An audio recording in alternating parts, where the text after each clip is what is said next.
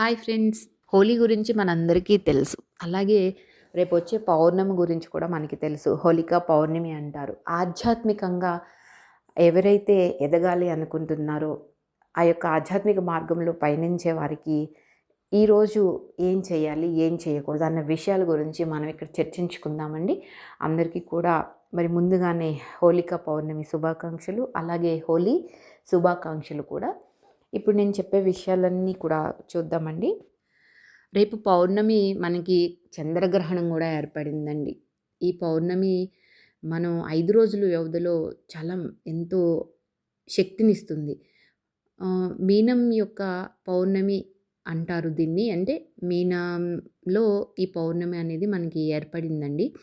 పౌర్ణానికి ముందు మరియు పౌర్ణానికి తర్వాత కూడా 2 రోజులు పాటు మనల్ని ఆ యొక్క పౌర్ణమి యొక్క ఏమంటారు అంటే ఎనర్జీ మనల్ని ఎంతో ప్రభావితం చేస్తుందండి. అది ఎంతో శక్తివంతమైన శక్తుల్ని మనకి తెచ్చిపెడుతుందనమాట. ఎంతో జాగ్రత్తగా ఉండవలసిన సమయం. ఈ శక్తుల్ని సానుకూలంగా మనం ఉపయోగించుకోవచ్చు. అది ఎలా అంటే పౌర్ణమి కోసం మనకి కొన్ని మార్గదర్శకాలని మన ఆధ్యాత్మిక గురువులు అందించడం జరిగింది. పౌరం శక్తిని ఎక్కువగా ఉపయోగించుకోవటానికి కొన్ని విషయాలను ఇప్పుడు నేను చెప్తానండి. ముందు ఏం చేయాలి అంటే మీ ఉద్దేశాలను సెట్ చేసుకోవాలి. మీ లక్ష్యాలను రాసుకోండి. అవి శారీరకమైనవా, భావోద్వేగమైనవా, మానసికమైనవి లేదా ఆధ్యాత్మికమైన కావచ్చు. ఆ లక్ష్యాలను రాసుకోవాలి. రెండోది మీరు తీసుకునే అంటే మీరు ఏ లక్ష్యాలైతే రాసుకున్నారో వాటిని సాధించటానికి కావలసిన ప్రణాళికలను వేసుకోండి. అవి మీరు తీసుకునే దశలను వివరించుకోవాలన్నమాట. మీరు ఏదైనా ఒక పుస్తకాన్ని చదవాలనుకున్నారనుకో, లేదా ధ్యానం చేయాలి అనుకున్నారనుకోండి, ఆ పనులు చేయండి. లేదు నాకు కొంచెం విశ్రాంతి కావాలి అనుకుంటే ఒంటరిగా నడవండి. అది కూడా ఎలా అంటే చెప్పులు లేకుండా. అలా చేయడం వల్ల భూమాతతో మళ్ళీ కనెక్ట్ అవ్వడానికి మనకి చాలా మంచి సమయం అనమాట ఇది. ప్రకృతిలో సమయం గడపాలి మొక్కలతో కూడా.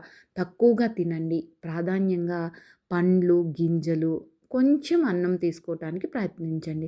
ఎక్కువ పుష్కలంగా వాటర్ కూడా తాగాలి ఫ్రెండ్స్. ఈ 5 రోజులు కూడా ఇంట్లో వాతావరణం ఎంతసేపు కూడా ప్రశాంతంగా, శాంతిగా ఉండటానికి కొనసాగించండి.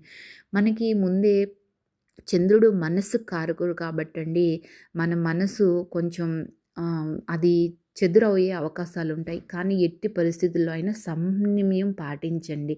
మనస్సుని అటు ఇటు కొట్టిపోకుండా మన ఇంట్లో ఎటువంటి గొడవలొచ్చినా కూడా ఎంతో శాంతంగా ఉండటానికి ట్రై చేయండి. ఎందుకంటే ప్రశాంతత సమయానికి మన కుటుంబం మనకి మద్దతు ఇస్తుందని మనం నిర్ధారించుకోవాలి ముందే.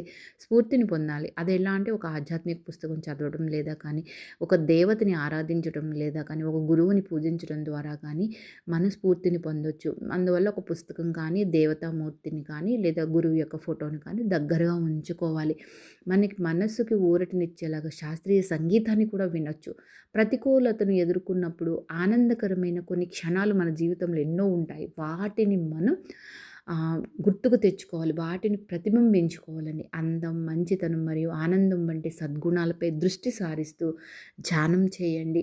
ఆధ్యాత్మిక నాయకులకు సహాయం చేసి మార్గాల గురించి ఆలోచించడం ద్వారా మన మానవత్వానికి తోడ్పడండి. కొన్ని చేయకూడదు కూడా ఉన్నాయి. అవి ఎందుకంటే అధికంగా మాట్లాడటం మానేయండి. వాదనలు మానుకోండి. నోటికి తాళం వేసేయండి. మీ శాంతికి భంగం కలిగించే గత సమస్యల నుండి దూరంగా ఉండండి. పరిమితమైన స్క్రీన్ సమయాలు పెట్టుకోండి. సినిమాలు, టీవీ మరియు వార్తాపత్రికలు తక్కువగా ఉండాలి. అసలు మొత్తానికి క్లోజ్ చేసేసినా మంచిదే అనమాట. డబ్బు గురించి, కుటుంబం లేదా సంబంధాల గురించి అస్సలు బాధపడొద్దు. ఏదైతే వాయిస్‌ని పెంచేది ఉంటుందో ఆ ఎక్స్‌పోజర్స్‌ని తగ్గించేయండి. ఎందుకంటే మీరు అనుకున్న దానికంటే అది ఎక్కువ హానికరమండి. అందువల్ల సౌండ్ పెంచే విషయాలు, డిస్కషన్స్ అన్నీ కూడా తగ్గించుకోండి. అంతకే కాకుండా మీరు శారీరక కార్యకలాపాలు తగ్గించుకోవాలి. అదేంటంటే సామాజిక సందర్శనలు. ఎక్కడికైనా బయటికి వెళ్ళాలి అంటే ఆ పనులన్నీ వదిలేయండి ఈ 4 రోజులు కూడా. పని పరధ్యానాలు నిర్వహించండి. అంటే మానసికమైన నిశ్శబ్దాన్ని కొనసాగించడానికి మనం ప్రయత్నించాలి. ప్రతికూల శక్తుల పట్ల ఎప్పుడూ అప్రమత్తంగా ఉండాలండి. మీ ప్రవర్తన ఎలా ఉంటుంది ఉదయం లేచిన కాంచి సాయంత్రం వరకు ఆలోచించుకోండి, గమనించండి. చర్యలు ఎలా ఉన్నాయి, చేసే పనులు, మనం మాట్లాడే మాటలు, మన యొక్క ఆలోచనలు ఇవన్నీ కూడా. ఎందుకంటే పరధ్యానాన్ని నివారించడానికి ముందుగా అసలు మీ మొబైల్ స్విచ్ ఆఫ్ చేసేయటం రేపు ఇంకా మంచిదంట. శక్తిని ఆదా చేయటానికి ఈ ఈ 5 రోజులు కూడా లైంగిక కార్యకలాపాలకి దూరంగా కూడా ఉండమని చెప్తున్నారండి. స్పష్టమైన మనస్సుతో ఉండటానికి మత్తు పదార్థాలకు కూడా దూరంగా ఉండాలంట. అవగాహన మరియు ప్రశాంతతతో ఈ పౌర్ణమిని అందరం కూడా ఆలింగనం చేసుకుందామని చెప్తున్నారు. పౌర్ణమి అనుభవాన్ని మెరుగుపరచటానికి కొన్ని గ్రూప్స్ ఉన్నాయి కదా! ఆ గ్రూప్స్‌లో చక్కగా కలిసి ధ్యానం చేయండి, స్వాధ్యాయం చేయండి.